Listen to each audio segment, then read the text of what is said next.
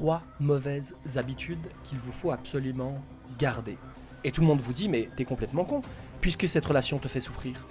Quitte-la. Pourquoi vous ne le faites pas? Pourquoi est-ce que vous ne le faites pas? Pourtant, moi je vous encourage à vous fixer des objectifs, à chercher à les atteindre, mais à ne pas les atteindre. Et à ne pas fuir le constat que c'est un échec. Parce que des fois on dit oui, non mais l'échec c'est bien parce que ça nous amène à la réussite. Non, t'oses. Salut, c'est Aïdar et je vous souhaite la bienvenue sur la chaîne sur laquelle on parle de pacification alimentaire. La méthode qui vous permet de vous débarrasser de vos obsessions nutritionnelles pour faire la paix avec votre corps et la nourriture. Je vais commencer avec la première habitude qui sera peut-être la plus évidente, celle qui sera la moins étonnante, et j'irai progressivement vers des choses que l'on attend moins ou que l'on entend moins. La toute première mauvaise habitude que je vous encourage à garder concerne ce dont on a parlé dans une des dernières vidéos, qui est l'alimentation émotionnelle. On essaie de vous convaincre que gérer ses émotions avec la nourriture est mal ou mauvais, alors même qu'en réalité, c'est un processus complètement naturel, normal, et que l'on utilise toutes et tous. On peut avoir une excellente relation à la nourriture, et quand on a une très bonne relation à la nourriture, on mange aussi de façon émotionnelle, et c'est tout à fait normal. Parfois on mange par ennui, parfois on mange parce qu'on est en colère, parfois on mange parce qu'on est joyeux, parce que c'est un anniversaire, parce qu'il y a un gâteau. En fait, la nourriture n'est pas qu'une nourriture pour le corps. Elle est aussi une nourriture pour nos émotions, pour notre âme, pour notre histoire, pour nos souvenirs. Manger, ce n'est pas qu'un acte pour se remplir de macronutriments. Manger, c'est aussi un acte social. C'est quelque chose qui va marquer notre appartenance à un groupe. C'est quelque chose qui va entretenir nos relations. Quand on a envie de rencontrer quelqu'un, de voir quelqu'un, de parler à quelqu'un, on se voit pour un repas parce qu'en fait, c'est le lieu de réunion. Et par conséquent, on ne peut pas réduire l'alimentation à juste une source d'énergie. Pourquoi? Parce que nous ne sommes pas un moteur de voiture, nous ne sommes pas un moteur d'avion, nous ne sommes pas un moteur de bateau.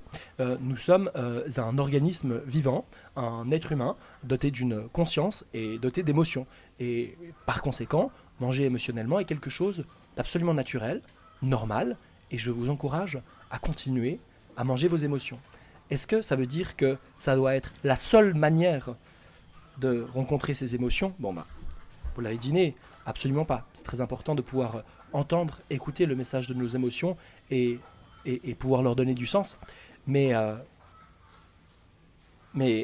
c'est une des stratégies qui est tout à fait ok, parce qu'on n'est pas obligé de tout le temps affronter ses émotions. Parfois, il est complètement naturel et normal de chercher à s'extirper de la souffrance ou de la douleur, notamment en mangeant.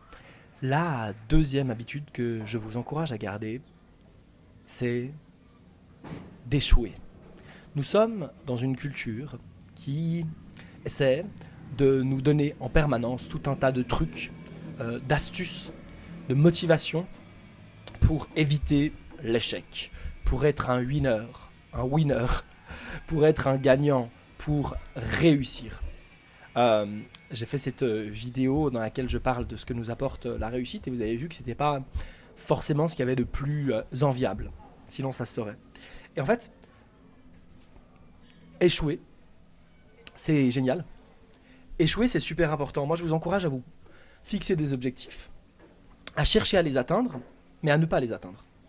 Et à ne pas fuir le constat que c'est un échec. C'est complètement ok d'échouer. Pourquoi? Parce que l'échec nous ramène à nos limites, à nos barrières, à nos frontières, donc il est sécurisant. Il nous permet de vivre avec un certain cadre, avec une certaine structure. Et l'échec nous donne de l'espoir, parce que échouer, c'est s'imaginer que l'on peut réussir. Alors que réussir, c'est comprendre que la réussite n'existe pas. Donc quelque part, le fait d'échouer est extrêmement important pour continuer de pouvoir se contenter de nos vies et de nos quotidiens. Et puis, bien souvent, je crois que l'échec n'est pas un hasard. Ce que l'on échoue, on l'échoue parce que ce n'est pas le moment. On l'échoue parce qu'en vérité, ce n'est pas pour nous. On l'échoue parce qu'il y a autre chose. Il y a mieux, ou ça n'est pas la bonne route, tout simplement. euh, et notre obstination à réussir est le plus souvent ce qui nous condamne à une forme d'immobilisme et de véritable échec. Parce que le véritable échec ne peut, selon moi, être que le fait de ne pas vivre sa propre vie, que le fait de ne pas être soi-même, que le fait de ne pas s'être rencontré. Et si jamais vous échouez et continuez d'essayer à aller dans un chemin qui peut-être n'est pas le vôtre, eh bien, vous allez simplement passer à côté de votre propre chemin, de votre propre destinée. Peut-être que vous allez juste passer à côté de qui vous êtes. Peut-être que vous n'êtes pas fait pour être Elon Musk. Peut-être qu'il y a autre chose. Peut-être que vous êtes fait pour une vie qui est un peu différente et qui sera juste parfaitement vous. Et par conséquent, je pense qu'il est très important d'accepter l'échec, de l'embrasser, non pas comme un moyen, parce que des fois on dit oui, non mais l'échec c'est bien parce que ça nous amène à la réussite. Non, pause.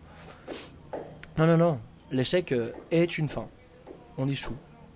Et c'est complètement ok. Ça fait partie du jeu et même peut-être c'est quelque chose de bien. En tout cas, c'est ma proposition, c'est la proposition que je voulais faire ici. La troisième mauvaise habitude que je vous encourage à garder, c'est celle de souffrir. C'est celle d'être triste. C'est celle d'être en colère. Nous sommes à nouveau dans une culture qui nous enjoint, nous donne plein d'injonctions au bonheur, à l'énergie, à la forme. On perçoit que la souffrance est une erreur, quelque chose de mal, quelque chose qu'il faut fuir, quelque chose qu'il faut éviter. Évidemment, vous l'avez compris, je n'adhère pas à cela. Pourquoi ? Parce qu'en vérité, souffrir, c'est une immense partie de l'expérience qu'on est venu vivre. Et en fait, quand je dis souffrir, c'est que peut-être vous réalisez qu'il y a un certain nombre de choses que vous faites dans vos vies, des addictions, des relations, des jobs, des choses où vous êtes tout à fait conscient que ça vous fait souffrir. Vous êtes dans une relation, vous savez que cette relation est toxique, elle vous fait souffrir. Et tout le monde vous dit, mais t'es complètement con, puisque cette relation te fait souffrir. Quitte-la. Pourquoi vous ne le faites pas ? Pourquoi est-ce que vous ne le faites pas ? Pourquoi est-ce que l'on demeure dans des situations inconfortables et souffrantes ? Eh bien simplement parce que c'est ce qu'on a à vivre. Simplement parce que c'est ce qui est juste. Quand je dis c'est ce qu'on a à vivre, c'est pas qu'on est condamné à vivre ça. Pas du tout, on est complètement libre, je crois dans le libre arbitre, on peut tout à fait quitter. Et si on a envie de quitter, on quitte. Mais parfois, peut-être que cette souffrance n'est pas quelque chose de mal, mais quelque chose qui nous aide à avoir des prises de conscience, quelque chose qui nous aide à grandir, quelque chose qui nous aide à revenir vers soi, ou simplement une expérience qu'on a à faire. Moi je crois que le but de la vie, c'est pas d'être heureux, c'est ridicule comme objectif. Le but de la vie, c'est de faire des expériences. Et il y a des expériences qui sont souffrantes. Il y a des expériences franchement désagréables. Est-ce que ça veut dire qu'elles ne doivent pas être vécues ou qu'elles sont une erreur de l'univers ? Est-ce que l'univers se trompe quand vous souffrez ? Pas du tout. Il n'y a que l'ego qui est là pour croire ça. En vérité, tout est parfait. Tout ce qui arrive est tout le temps parfait. Et par conséquent, lorsqu'on est dans une situation souffrante et qu'on y reste, très bien. Tu veux continuer avec cette addiction ? Continue. Tu veux continuer avec cette relation toxique ? Continue. Qui suis-je pour te dire de quitter ça et d'arrêter ? Qui suis-je pour te donner cette injonction-là ?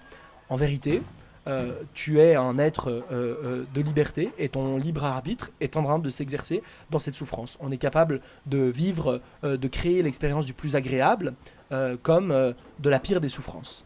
Et je tiens à respecter le libre arbitre de chacun, puisque moi-même, je me rends compte parfois que je suis dans des circonstances et dans des situations qui sont franchement souffrantes. Puis j'y reste. Puis avant, je me condamnais. Puis aujourd'hui, je me dis, si j'ai envie de rester dans ce truc souffrant, c'est probablement parce que aujourd'hui, c'est juste pour moi de vivre cela. Et quand ça ne le sera plus, j'en sortirai.